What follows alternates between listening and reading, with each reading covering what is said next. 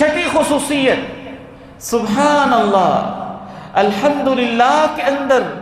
اللہ رب العزت نے یہ رکھی ہے کہ اس سے انسان کے گناہ جھڑتے چلے جاتے ہیں، کوتاہیاں معاف ہوتی چلی جاتی ہیں، خطائیں کافور ہوتی جاتی ہیں، نامہ اعمال سے سیاہیاں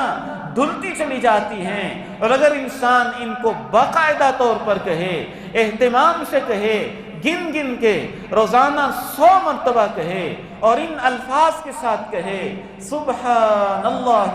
وبحمدہ، سبحان اللہ وبحمدہ،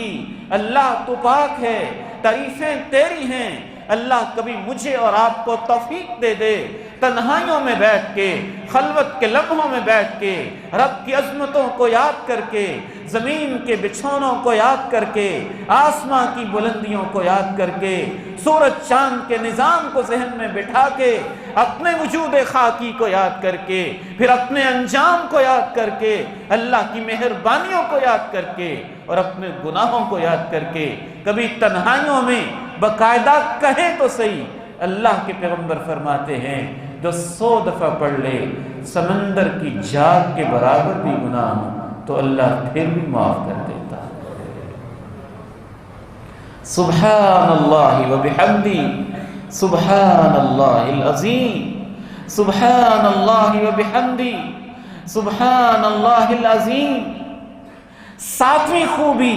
ان کلمات کے اندر یہ ہے کہ یہ کلمات جب انسان کہتا ہے حدیث سے محسوس ہوتا ہے، ان کی کچھ شکل بنتی ہے، ان کا کچھ چہرہ بنتا ہے، ان کو کوئی وجود ملتا ہے، ان کو کوئی طاقت ملتی ہے، ان کو کوئی پاور ملتی ہے، ان کو کوئی انرجی ملتی ہے، اللہ ہی جانتا ہے۔ آج کے دور کے تو نام نہاد لوگ بھی ماننے لگے ہیں کہ بعض دفعہ انرجی کسی میٹر میں ڈھل جاتی ہے، کبھی میٹر انرجی میں ڈھل جاتا ہے، نہ جانے اللہ کے ضابطے کیسے ہیں، اس کی قدرتیں کیسی ہیں کہ یہ کلمات جو آپ نے کہے ایک ایسا ان کو قوت پرواز ملتی ہے۔ جناب عبداللہ ابن مسعود رضی اللہ تعالی عنہما ارشاد فرماتے ہیں، امام البانی نے اس کو ضعیف کہا، بہت سارے محدثین نے اس روایت کو صحیح اور حسن کہا،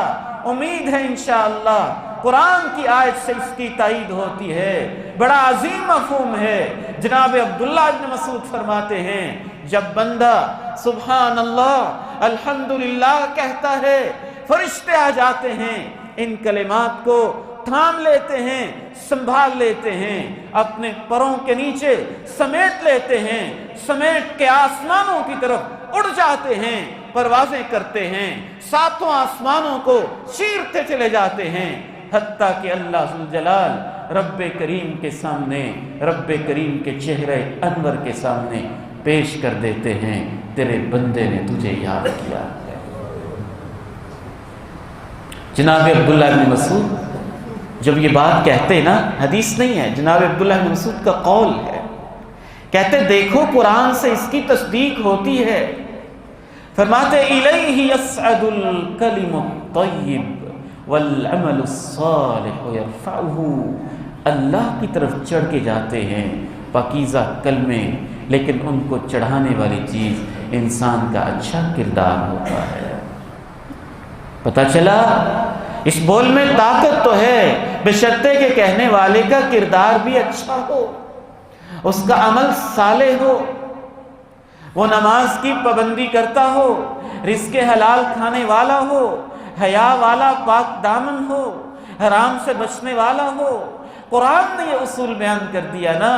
الیہ یصعد الکلم الطیب، پاکیزہ کلمے اس کی طرف چڑھ کے جاتے ہیں، والعمل الصالح یرفعہ، لیکن ان کو قوت پرواز دینے والی چیز عمل صالح ہوتا ہے، ایمان ہوتا ہے، عقیدہ ہوتا ہے، نیک اعمال ہوتے ہیں۔